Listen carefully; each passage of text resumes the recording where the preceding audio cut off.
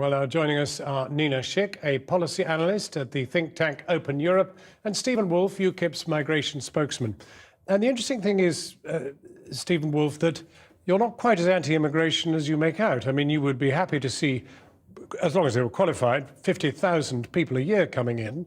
And you'd also allow in quite a lot of the sort of academics and scientists that the current Tory policy rejects. That's right, and I'm glad that you're actually beginning to pick up that we have a much more nuanced policy, and we believe more ethical, because then within the numbers that we're looking at, we don't make a distinction between Europeans and non-Europeans. We want to have those who have the right skills that we require. So you don't want to be known as an anti-immigration party? We never have been an anti-immigrant party, anti-immigrant or an anti-immigration party. I just think that, unfortunately, the tone of the debate sometimes has gone awry.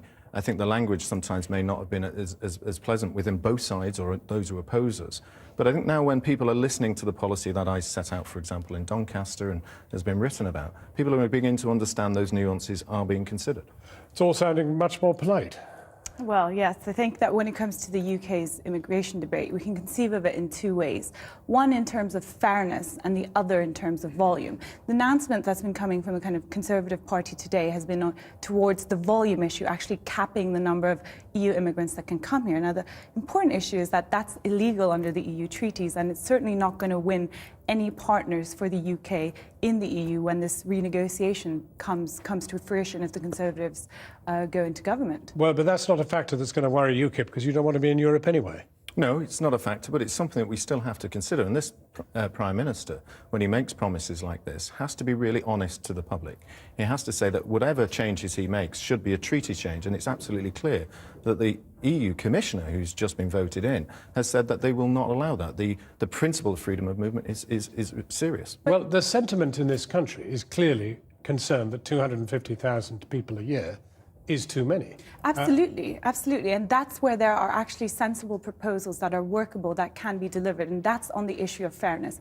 If you but Europe depends on free labour movement. If you rewrite the rules around access to social welfare, which is something that other EU countries are doing as well, Germany, Netherlands, Denmark, they're all having this debate. So the possibility of achieving that is actually quite advantageous for the UK. So it seems ridiculous for David Cameron and the Conservatives to come out on, trying to have an actual So you sort of cap. agree with UKIP, really? There do need to be caps. You need to reduce immigration. No, we think that you need to rewrite the rules around access to social welfare, but not actually have a cap, and that you can actually take a lot... But only a tiny number of people a tiny proportion of people are affected by this welfare business. But you can take a lot of the anger and the toxicity out of the debate and show people that you have some level of control, because what people are concerned about is that they feel that the government has no control over their borders. So you can have a practical solution that's attuned to the political realities in Britain and also in Europe. We're suddenly having a very cosy, easy debate here about Europe. It seems you two are on the same sheet. Well, I think most people are beginning to understand that the public for a while are saying we're not anti-immigrant. What we want is someone to listen to us. And for a while, UKIP listened to us, and now the other parties, David Cameron, hopefully, is beginning to listen to them. I'm not going to be a cynic about it and say he's only listening to them because UKIP are pressurising him and they may not win the election next year because we'll win so many seats. If he is genuinely listening, that's a very, very good thing. But you're now simply beginning to sound like hardline Tories rather than a distinct and right of Tory party, which is what you've been until now. Certainly the literature has been much more raucous than your gentle barristorial words tonight. Yes, but also look at the words from Douglas Carswell in his speech. I mean, both he and I shared the view that Britain has moved on, and I'm second generation in terms of the ethnicity of my background. There are many people in UKIP equally the same, so we have to be considerate about those.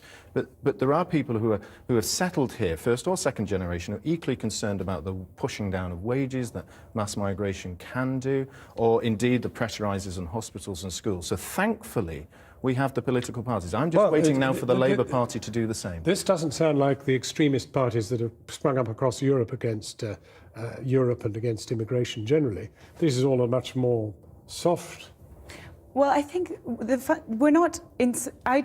think EU migration has been beneficial to this country, and I think that politicians here in the UK should have done a much better job of relaying that to the public. But you can't deny that the electorate are concerned about immigration. So rather than having a cap, which is what the Conservatives are moving towards, there are other solutions which other European countries agree might be a wise kind of reform to have, rather than actually fundamentally challenging the principle of free movement. Well, So, the difficulty Nina that- Schick, Stephen Woolfe, alas, we've come to the end of it, but it sounds like a more civilized discussion than we've been used to. Thank you. Thank you.